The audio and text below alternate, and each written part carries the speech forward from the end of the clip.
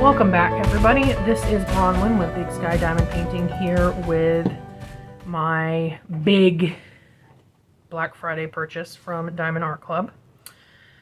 So we're just going to jump right into this. Chuck Pinson got me again, you guys. Every time I think, okay, I finally bought the few Chuck Pinsons that I like, there's not going to be any more, he hits me with another one, like this one, which is Inspiration of Spring Meadows. Now for this one, you cannot see it in this picture. I will show you the mock-up right here in all its beautiful glory. But the mountains and sky were 100% what sold me on this painting.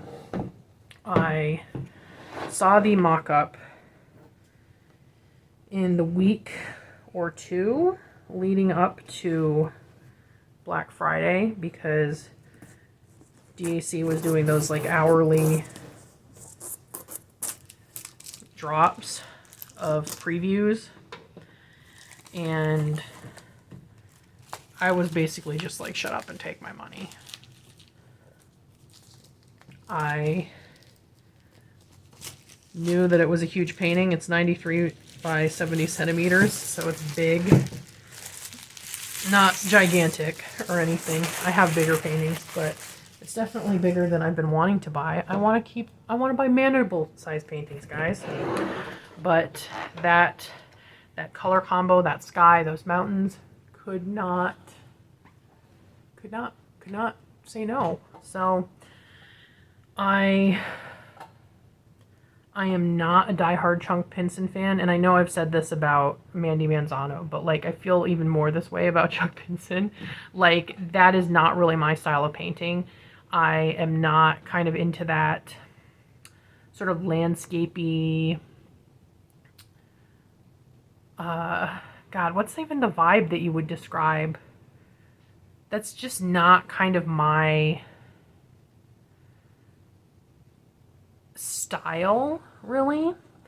But he has got a few of them that just really capture me, like that one with the fall mountain scene, and this one, and I think there's one other one that I have that I cannot remember, and I will try to remember what it is and put a picture of it here.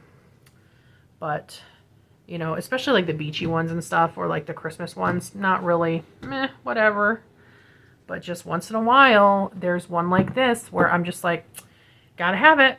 So I can, and obviously like they're all gorgeous. They're just not my style. And then like there's one that absolutely is, and I'm just like, oh my God, I thought I had escaped. So there you have it. This one's a square. Diamond Art Club's now doing this where they put the shape of the drill on the logo on the box. So this one's a square. It's kind of a nice embossed logo, and we're just gonna go ahead and now get it out of the box because I want to see how gorgeous this is gonna be. And it's really heavy because it's huge, and I'm sure there's lots of diamonds in it, and I'm sure there's lots of colors,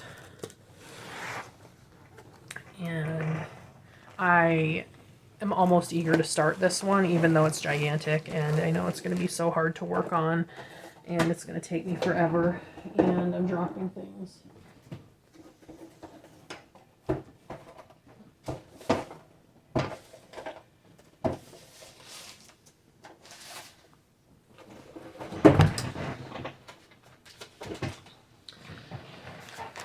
Sorry about that, guys. I dropped the kit right on the floor. So I had to try to get that out. Let's see if we can get, there's our little sticker, and come on, there we go, there's the big one. Okay, so we'll set the box aside for the moment. First things first, Diamond Art Club kit. This is the square tool kit. We have, whoa, the wax has gotten smooshed on there. We have a clear tray. We have one and,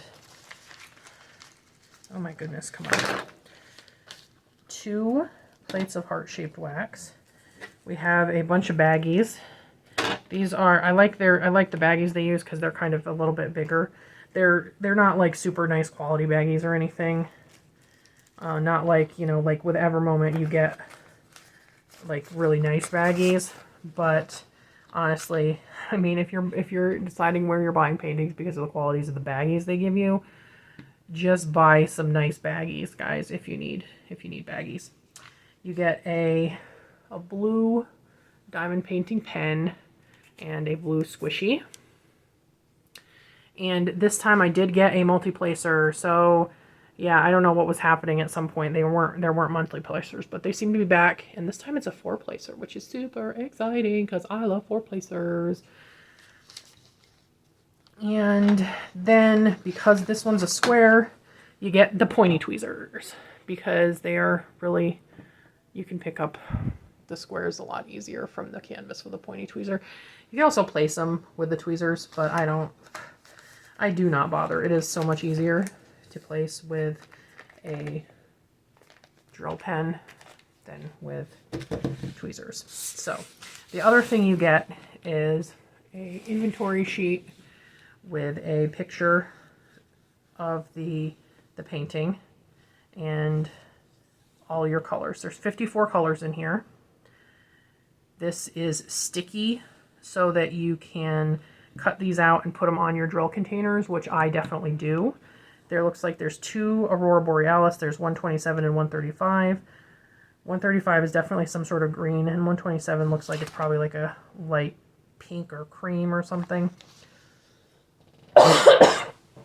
And then they started including this smaller sticker for you to organize the kits or put it in your logbook or whatever you want to do with it. So since I use the lockables, the Craftmates lockables, this is pretty much the perfect size to put on the outside of the binder to like stick on the little card or something to go in there. So look at this huge canvas, guys. It's gigantic. I'm fairly certain this one's not going to fit completely on my table, which is a little bit of a bummer, but not a gigantic deal or anything like that. It just means that, oh, it's upside down.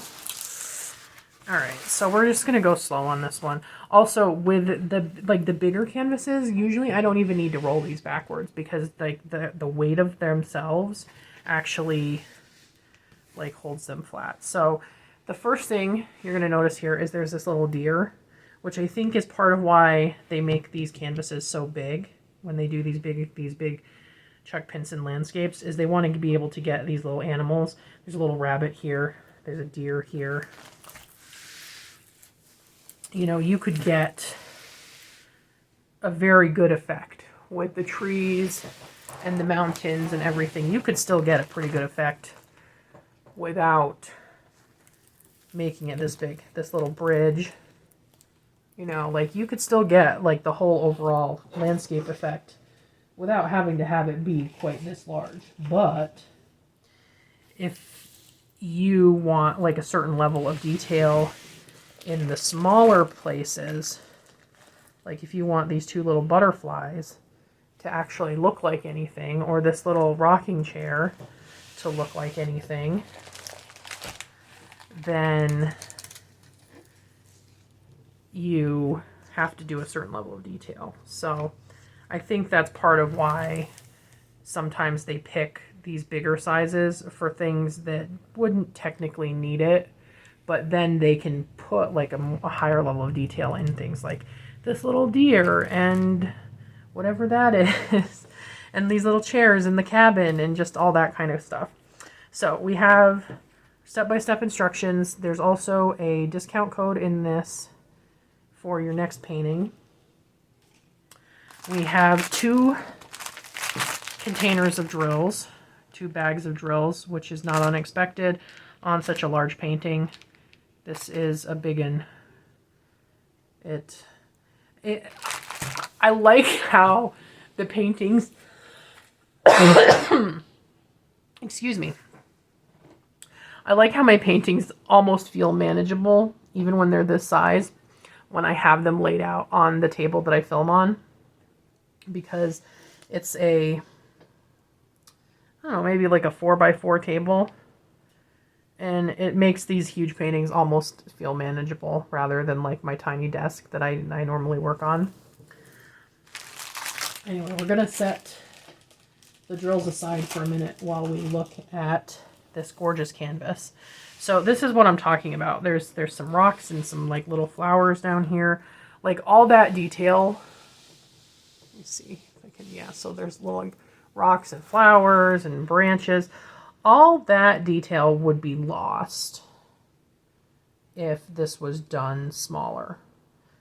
And I don't necessarily say that's a bad thing, because I still think it would look gorgeous. They could probably put this down to like, I don't know, 40 by 60, 40 by 50, whatever the proportion would be.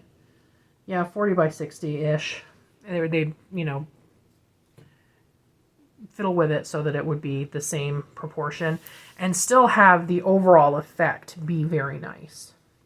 I think the mountains and the sky and everything would still look quite good, and you'd still have, you know, an okay looking cabin, but these little deers would just be little brown splotches. You wouldn't be able to really tell what they were. If you squinted at it, you might be able to say, oh, that's probably a deer. But you wouldn't, you know, like this looks like, these are deer. Like you can tell that they're deer. So I understand why they make them this large. They want you to, they've looked at the painting and said, okay, what level of detail do we want? And that's the level of detail that they want. I mean, God, this is just so gorgeous. It's got like these lavender flowers and stuff up here, and all these trees with the different colors, and then these purple mountains and this gorgeous sky with birds that you can actually see in the background here. And you know, it's just beautiful. I mean, anyway, I mean, this is just gorgeous, and I'm so looking forward to how this is going to look and how this is going to be to work on, because it's got a nice amount of confetti versus color blocking. It's not too insane either way. It's just going to be really satisfying. So it's going to be gorgeous. And I almost didn't get this one, you guys. Like, I almost lost out on this one because, as you may know, they had an early release for VIP members.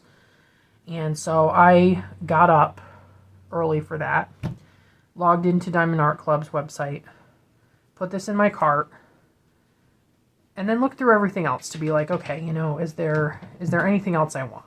You know, maybe get free shipping. In the 20 minutes it took me to do that, this sold out. And I was like, oh no, oh no, oh no. And part of me was, of course, like, well, it's going to come back eventually. But the other part of me was like, but not with this big discount, because they were doing like 35% off or whatever. But then I noticed that it said temporarily sold out. So I thought, okay, maybe they just didn't put the whole supply in because they didn't want the VIPs to all of them to sell out just with VIPs. So maybe they saved some for the general release. And that was a good instinct, because they did indeed save some for the general release. So I went back to bed for a few hours, got back up at 7 a.m. my time. This was after I'd been up at 1 a.m. And I also, guys, my sleep schedule over a week later still messed up because I stayed up late that night, not because of Diamond Art Club, but because I was reading a book, and then just happened to do Diamond Art Club stuff since I was up. But anyway, I went back to bed for a few hours, got back up at 7 a.m., logged in, put this in my cart, and bought it. And it was sold out within 10 minutes that time. So I am really glad that I scored this, and just really grateful that I managed to get it while it was on sale, because this is a $70 diamond painting. And definitely something that I would have had to spend a lot more time saving up for and waiting for a sale or anything to afford before I could let myself get it if it weren't for that Black Friday sale. So let's flip over this beautiful canvas, even though I'm really reluctant to stop looking at it. And let's get the drills out. They have 2 drill things there. You can see they put the name of the drills on there. So if you wanted to store these separately, you'd be able to tell what they belong to.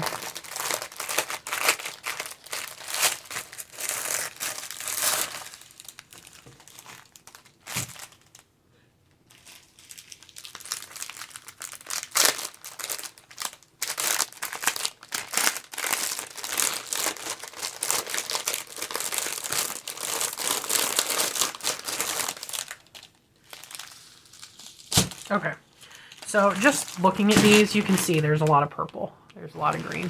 And purple and green make a good pair in my eyes. But that's just me. Maybe you don't feel the same way. I think they look great together, especially when paired in a natural setting like this. So we are just going to go through the drills. At first glance, they look pretty good. I'm generally not super worried about Diamond Art Club. They are maybe not on par with Dreamer Designs sometimes, but for the most part they're pretty good. So we're just gonna get to it. Okay, so since this is so big, there's a lot of like multi-bags of colors. So we're in the section where there's just a lot of, you know, the same colors over and over again.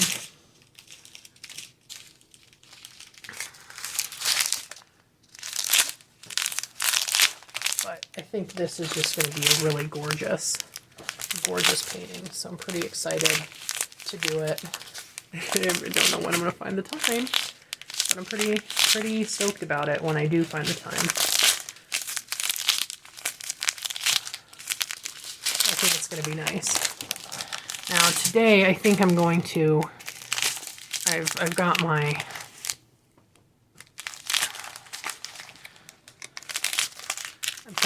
Winter with DAC painting set up upstairs by my work desk. So I think I'm going to take the crystal painting that I'm working on downstairs and muddle through that a little bit in my less than ideal working environment, just because I've been getting bored down there and I don't really feel like starting another painting just because it's smaller and it would fit down there. So I'm going to just kind of work on it even though it's not ideal. Okay, so here's our string of the small amounts of color. These are more of the accent colors, probably some in the little butterflies and the different colored flowers and the chairs at the cabin and all that kind of stuff.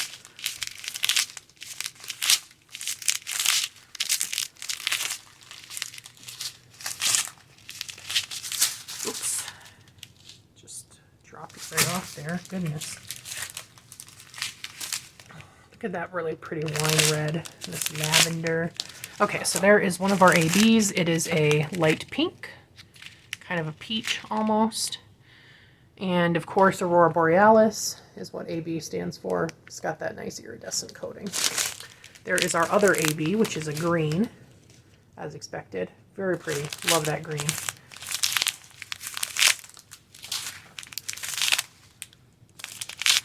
Oh, look at all these purples.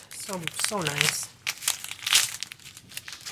This is just going to be a delight to work on. I don't know what I'm going to do with it when I finish it, because it's definitely like a keeper, but I have no idea what I'm ever going to do with it. Like, it's so big and I don't have wall space.